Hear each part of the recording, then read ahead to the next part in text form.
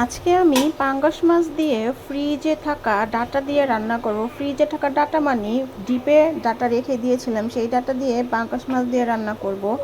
তবে এটার টেস্ট কেমন হবে আমার জানা নাই, এই জন্যই এটা আমার রান্না করা। দেখি টেস্টটা কেমন হয়। এখানে আমি সব রকমের মশলা দিয়ে তারপরে পানি অ্যাড করে সুন্দর করে কষিয়ে নিব।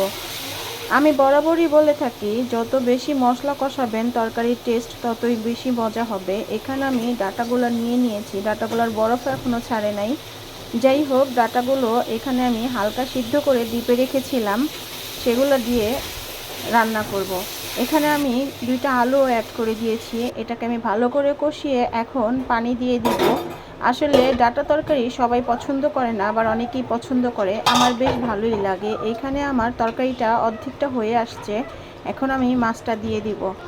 আসলে অনেকে পাঙ্গাস মাছ খায় না, আবার অনেকে খায়, অনেক পছন্দ করে, যেমন আমার বেবিটা